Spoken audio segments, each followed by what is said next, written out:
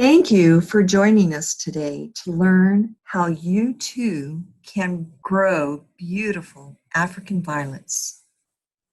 A little bit of history of the African violets. In the late 1800s, a German officer by the name of Baron Walter von St.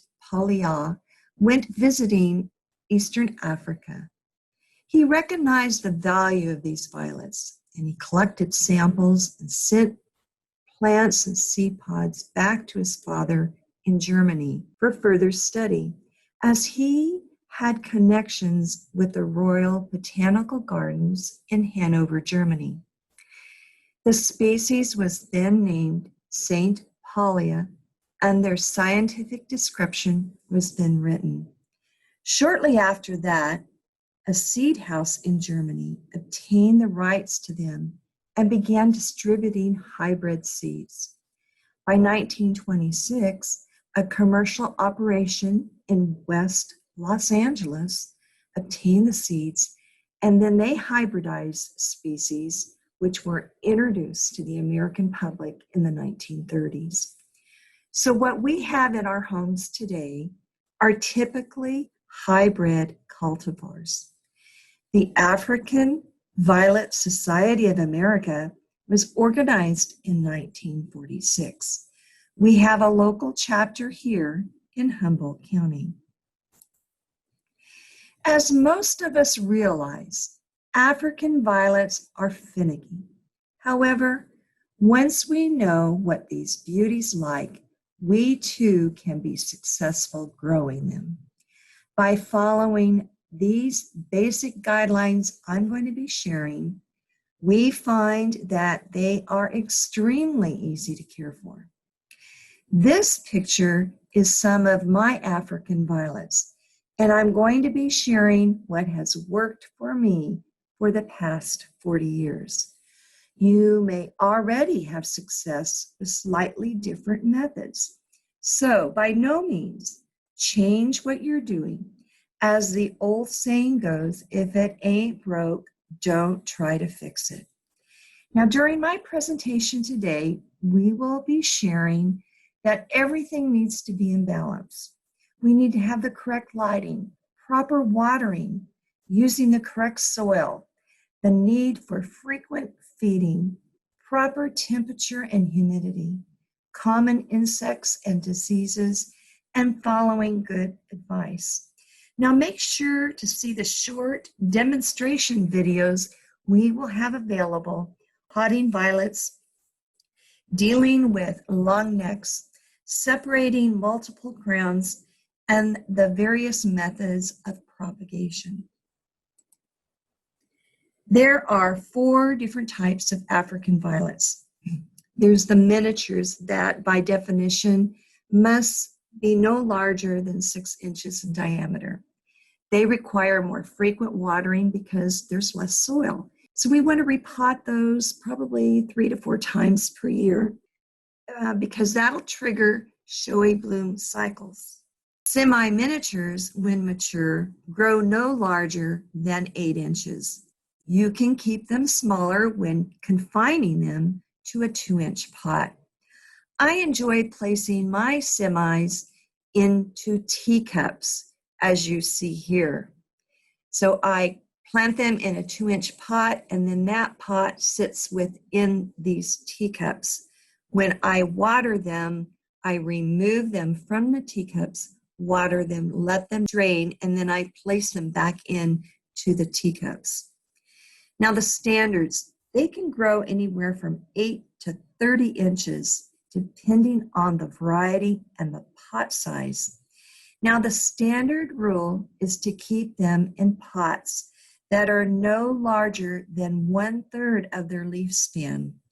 To obtain larger plants, just keep potting them up in a neck-sized pot in very small increments. The trailing varieties, I absolutely love these. The trailing varieties have multiple crowns.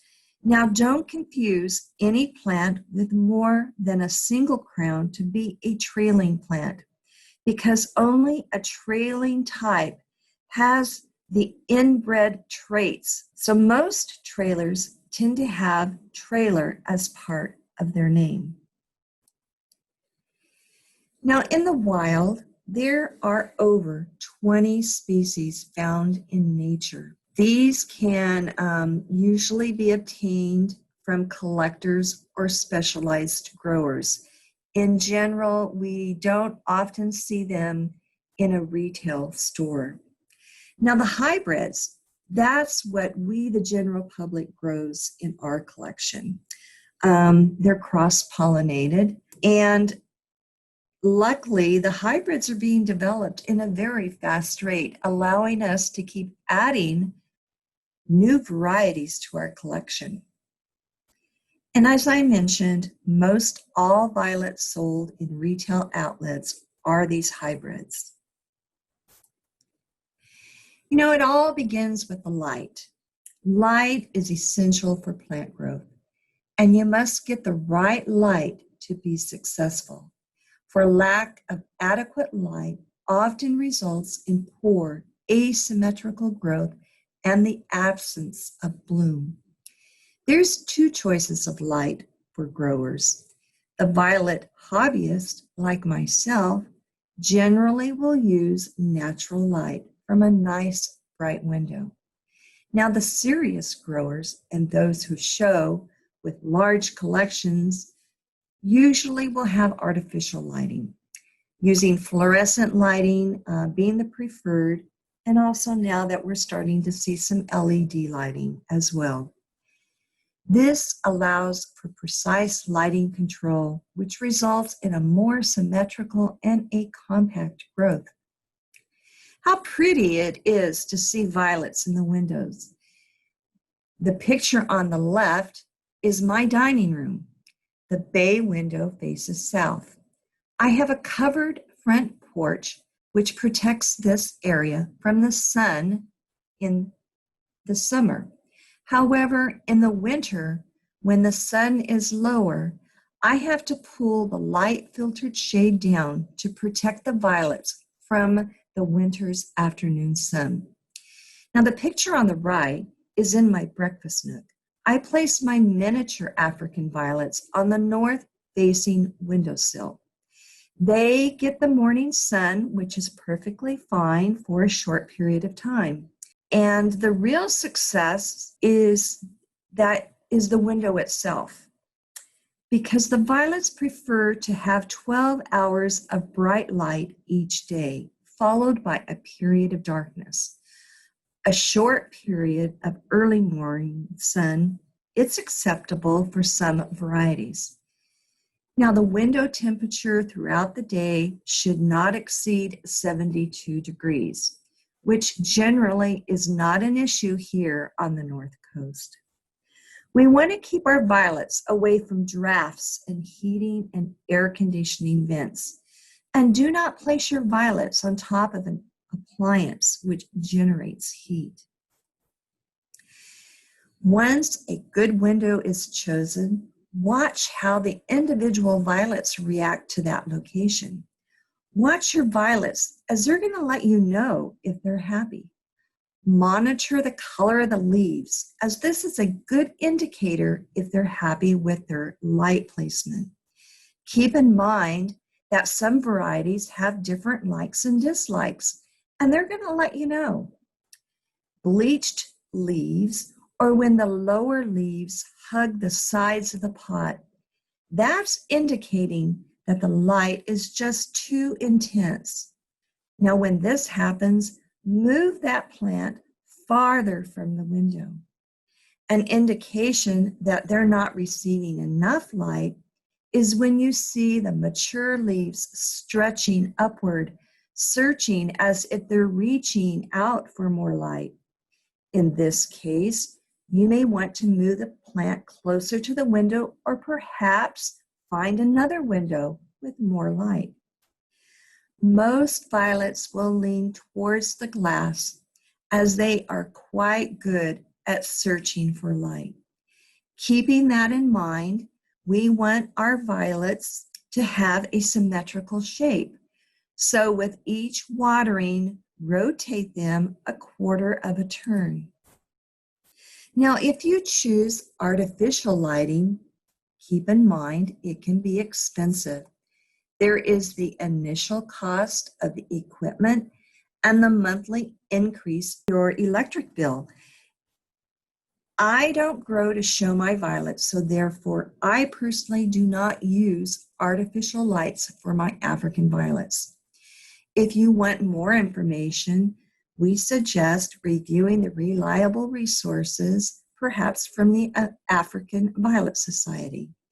And make sure to do your homework and purchase the equipment that is well suited for your collection of violets.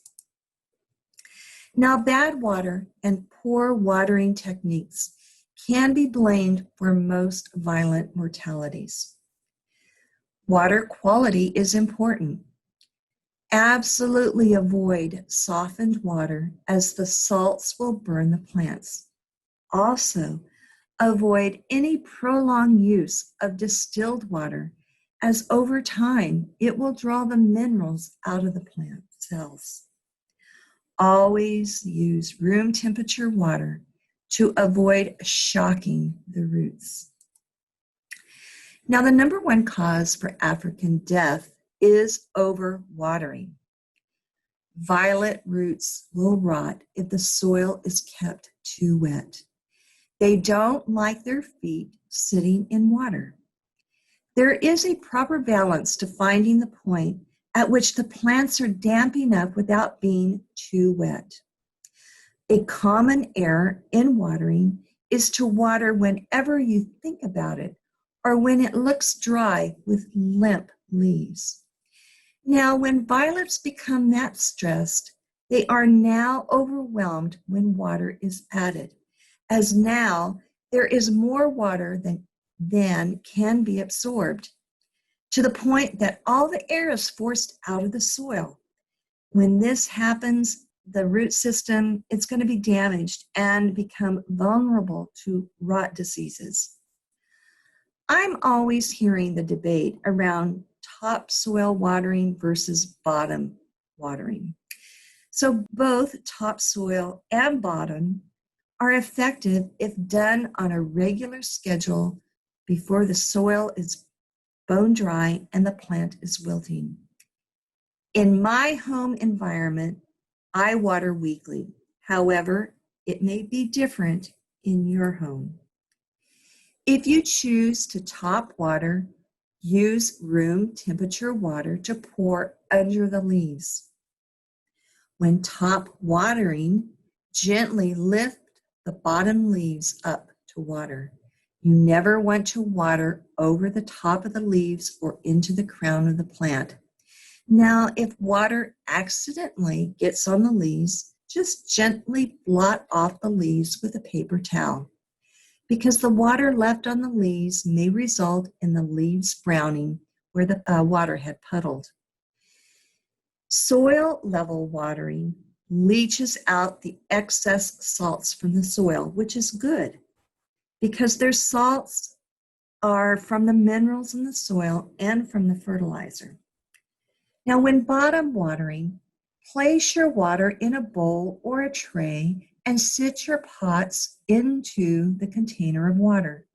It's best not to allow the plant to sit in the water for longer than 30 minutes.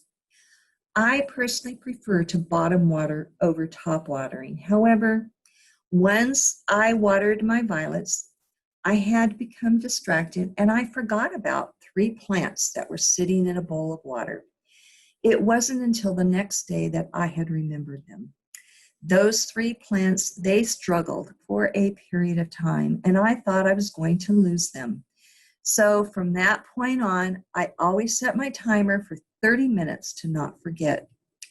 Now, when bottom watering, you may find that the salts are building up, and you're going to have to top water those plants to leach out the excess salt. My preferred method is to use decorative self-watering pots that you see here. It is a ceramic pot with an outer pot being glazed and the inner pot being unglazed.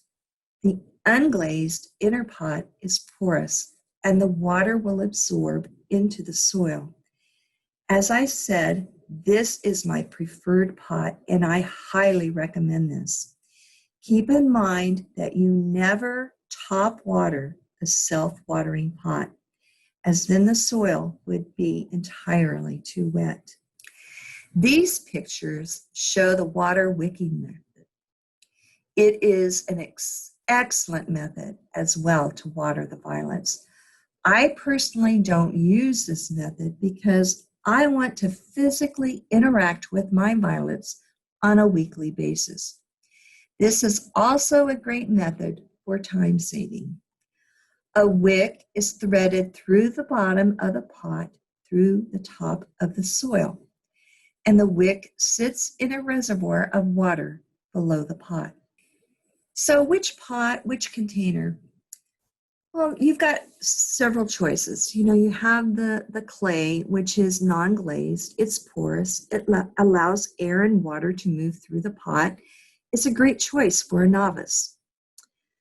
There's also the glazed ceramic and plastic. These are non-porous. They retain moisture longer. And you can also use these, but keep in mind you have a chance of overwatering, so make sure that they have proper drainage.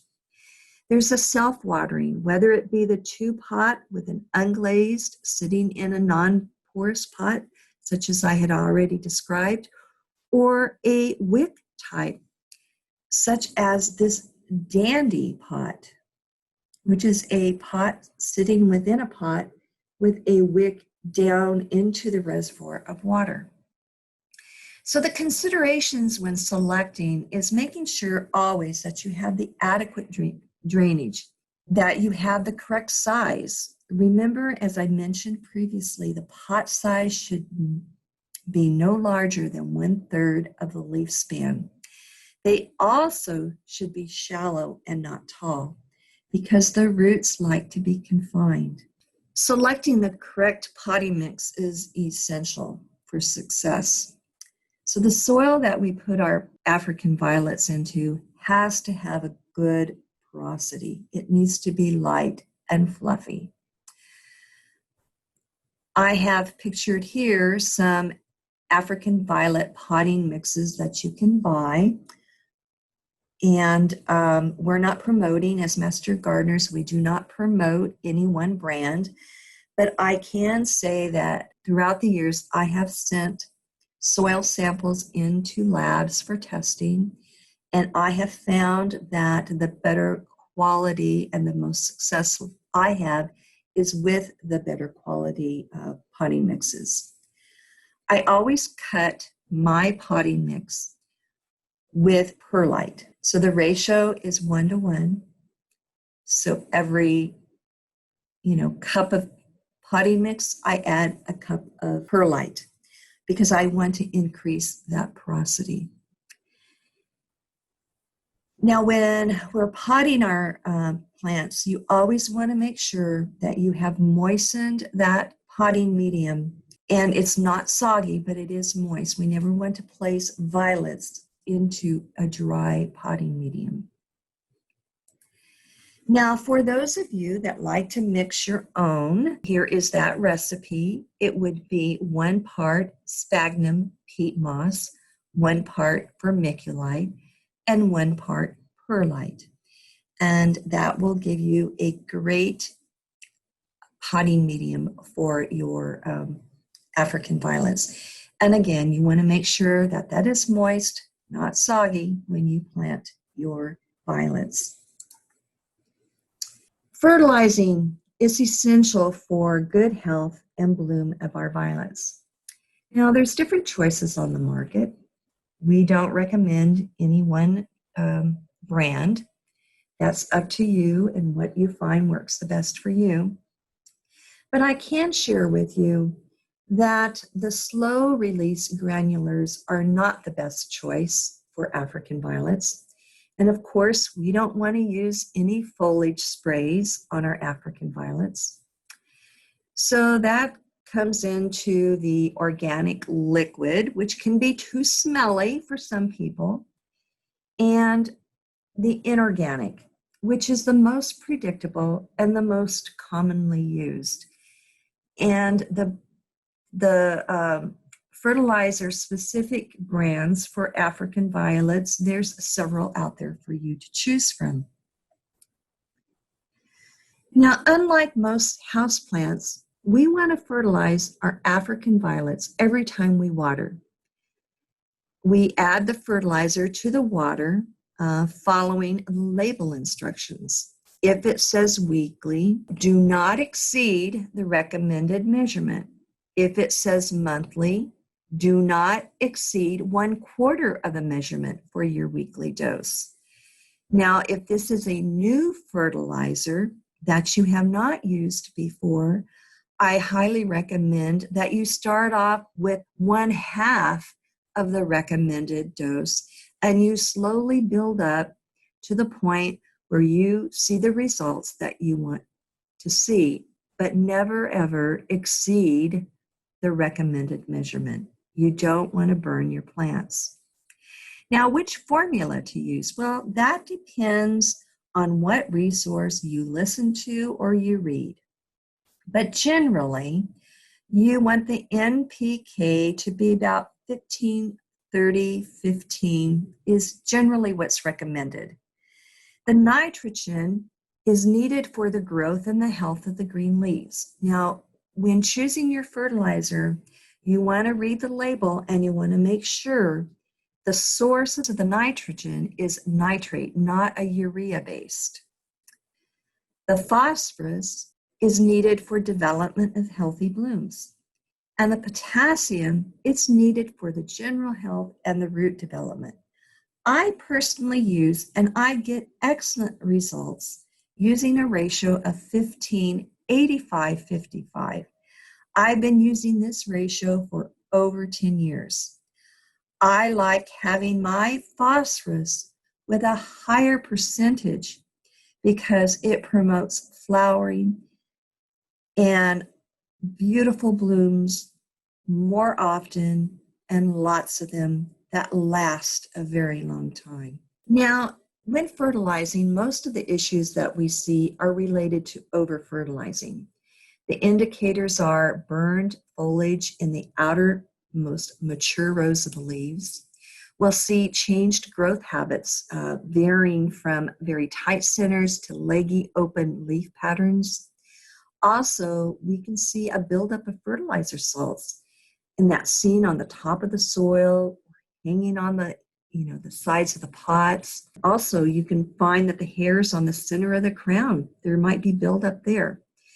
And to remedy this, of course, is by leaching the water, by top watering and watching for the water to run clear. Now, some issues can be related to under-fertilizing. If you know that you have your plants in good daylight, that they're receiving the adequate light that they need, then chances are the reason that it's not blooming is the fertilizer. You might also see some chlorosis, fading green color across the entire plant. It might be indicating a lack of nitrogen. And faded green color on the lower leaves and primarily between the veins, that might be indicating a lack of magnesium. Now, not all violets are the same, and they all have different needs. Generally, the dark-leaved hybrids, they need a steady diet of fertilizer. Also, remember I mentioned the need to look at the source of the nitrogen. So you want to always avoid urea-based and always choose a nitrate-based products because you want to help avoid ammonium toxicity in your soils. Also, what'll help is to keep the soil within the suggested temperature range. Avoid using cold and hot water and repot with fresh soil once a year. Air movement, temperature, and humidity are also very important for our violets. for carbon dioxide is needed for photosynthesis. African violets grow best in a relative humidity of 40 to 60%. We humans are generally comfortable around 40%. So during the winter time, when we're running our heaters, we can help the humidity by using those self-watering containers, or we can set our plants on a tray that is filled with pebbles and with a little bit of water underneath the pebbles. That will also help, and grouping our plants together will help with humidity. We never ever want to mist our African violets with water. That is something we do not want to do. Now, African violets, they like the same temperature that we like, 65 to 75 degrees. You will see some weak growth if there are extreme variations within a 24-hour period, so you want to avoid that. Also, you want to keep them away from heating and air conditioning registers. And if there are cold drafts, you might see some curling of the leaves. So if you see that, you're going to want to move them. Gentle air movement, it's healthy for all houseplants. It helps with transpiration and photosynthesis. It helps with controlling fungal diseases. African violets are very sensitive to pollutants. An example I can share with you is pollutants that come from a gas stove. You might see some retarded growth, speckling and splotching on the leaves, as this is an indicator that the plant is reacting to gas toxicity. If this happens, just remove the violet from the kitchen. Now, these pictures are violets that are thriving in a very healthy environment. They're just absolutely stunning. To keep my violets beautiful, every time I water, I always remove the spent blossoms. I use small scissors to snip off the faded blossoms. I remove the yellow or damaged leaves because as they age, they require removing. We brush off the lint with a soft brush, as you see in the picture. And by making this my ritual, I can catch insects and diseases on the onset of the problem, which then allows me to address the problem before it gets out of hand and they hop on to other plants. Sometimes you may find that your violet may need a bath, particularly if they're located in the kitchen or in an extremely dusty environment. Take them to the sink, spray the leaves with tepid on the warm but not hot water, and then gently blot the leaves dry and place them away from any sunlight with a fan gently blowing to dry off the leaves, maybe for about an hour. So when do we repot and we refresh our soil? Well, no less than once a year. We want to replenish with new soil. And some varieties, they prefer 3 to 6 months, especially your smaller violets. We do it when we have exposed neck. And this is the picture of an exposed neck.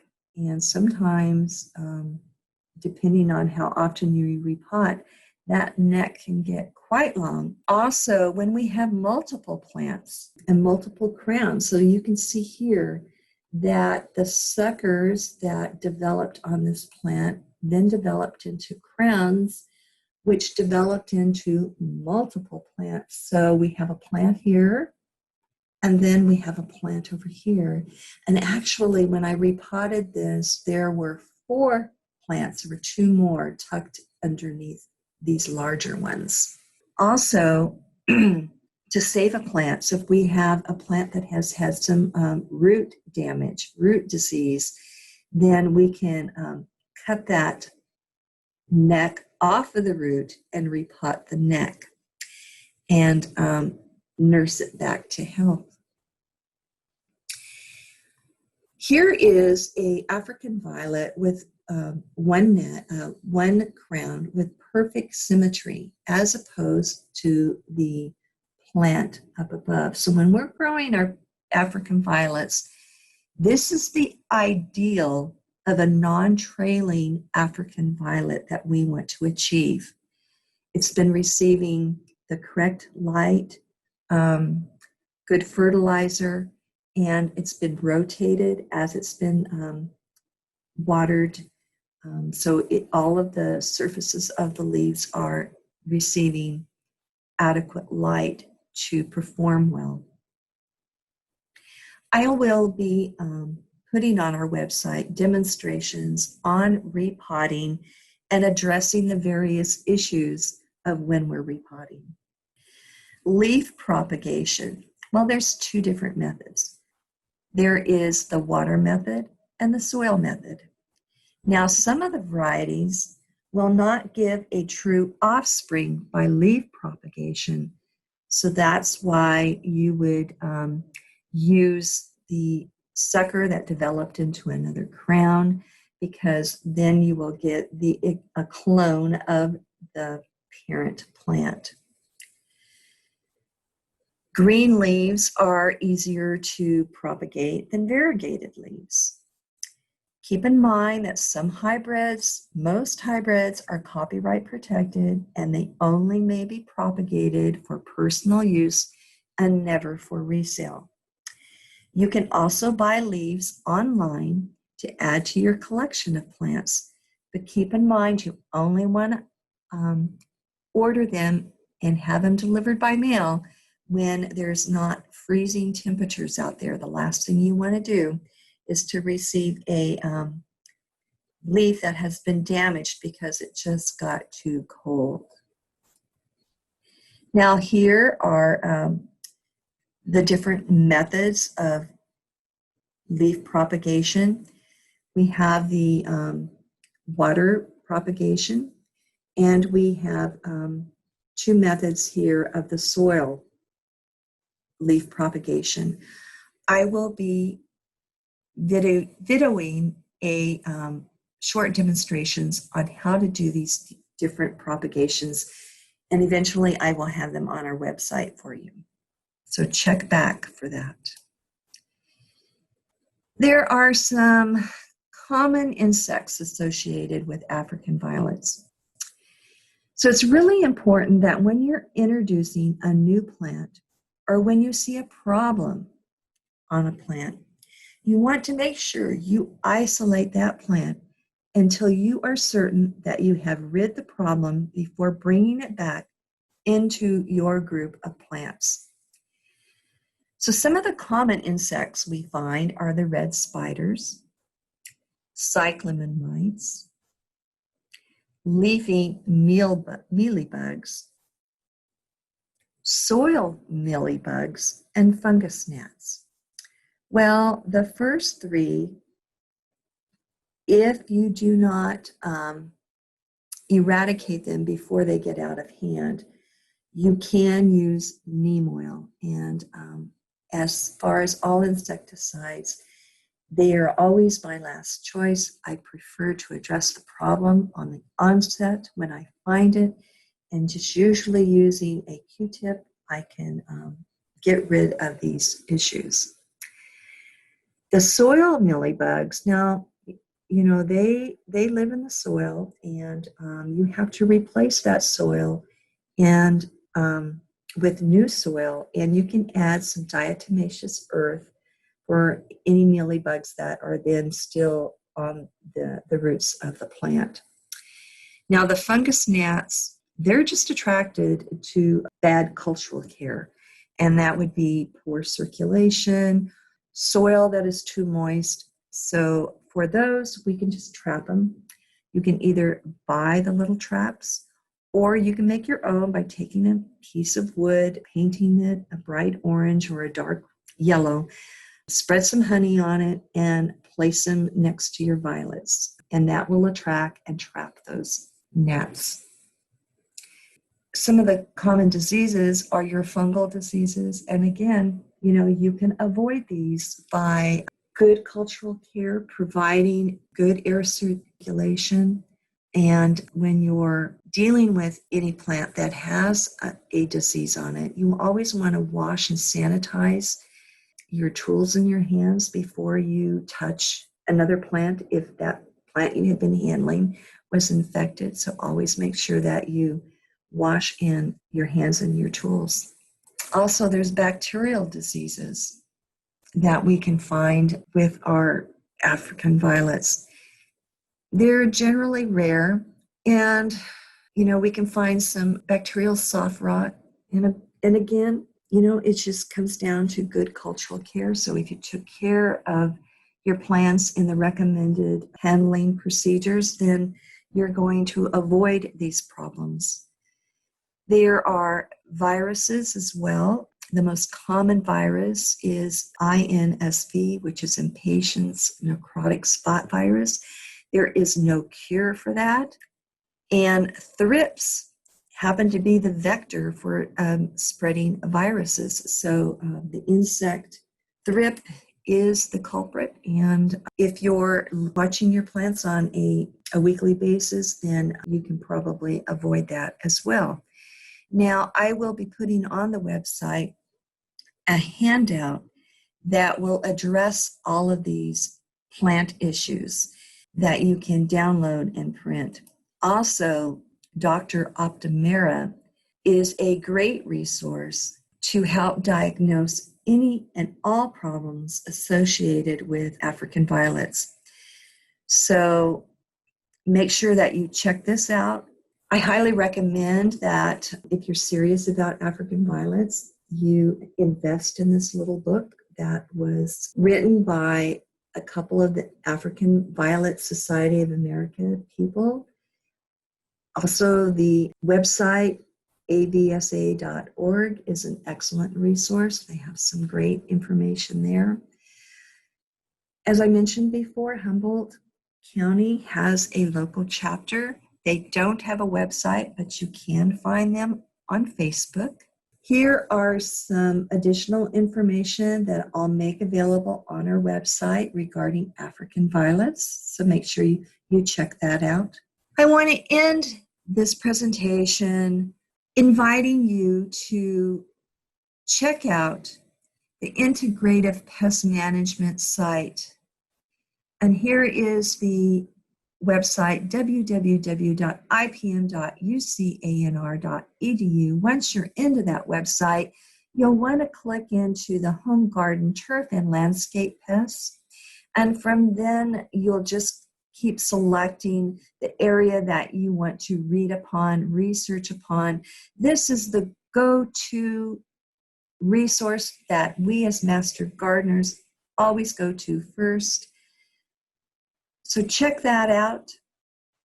I'm very happy to have shared this information with you today. And as I mentioned, I will be uploading some demonstrations on the different methods of propagation, as well as repotting and how to deal with the long necks and the multi-crowns. So make sure that you check that out as they come available for you.